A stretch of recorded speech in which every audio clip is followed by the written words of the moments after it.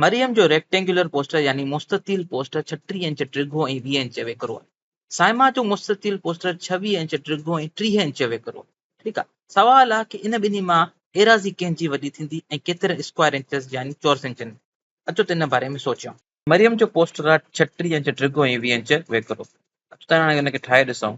हे कुझु हीअं नज़र ईंदो, 36 इंच टिघो थींदो ऐं 20 इंच वेकरो थींदो।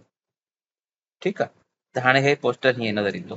त हाणे इन जी एराज़ी कढंदासीं त एराज़ी हिनखे ड्रैग ऐं वेकर पाण में ज़र्ब कंदासीं। 36 ज़र्बिया 20, 36 खे ॿिनि सां ज़र्ब कयो ईंदो आहे 72, त 36 खे 20 सां कंदो त थींदो 720 एराज़ी ईंदी आहे असांजी चौरस इंचनि में। अचो त हाणे साइमा जे पोस्टर जे बारे में सोचियूं ऐं हुनखे ठाहियूं।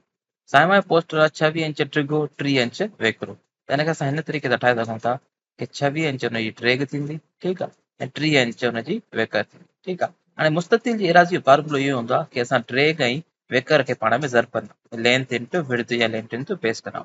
हाणे एराज़ी एरिया अची वेंदो 26 ज़र्बिया 30। हाणे इन जवाब कढण लाइ असां 26 खे 3 सां ज़र्ब ॾियूं, पोइ हुन सां ॿुड़ी जोड़ करे छॾियूंसि, ॿुड़ी हणी छॾियूंसि। त असांजे 3 खे अगरि 6 सां ज़र्ब ॾींदो त असांजो ईंदो 18। त 18 जी जॻह ते हिकु सां मथे खणी वेंदासीं, 8 रखंदासीं। 3 ज़र्बिया 6 थींदो 18, हिकु मथे खणी आयो। 3 खे ॿिनि सां ज़र्ब ॾींदो 6, 6 में हिकु जोड़ कंदो त थींदो 7।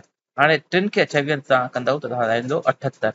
पर असांखे 3 खे न 30 खे 26 सां ज़र्ब करिणो आहे, त असां हिकु जेका ॿुड़ी आहे या ॿुड़ी बि हणी छॾींदासीं। त असांजो जेको जवाबु ईंदो ॾिसो, 30 खे 26 सां ज़र्ब करण सां अची वेंदो 780।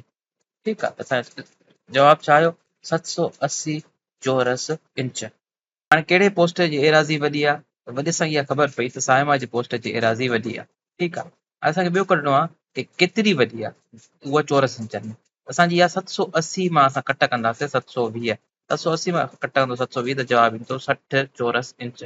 60 चौरस इंच साइमा जो पोस्टर मरियम जे पोस्टर खां वॾो आहे। इहो थी वियो हल।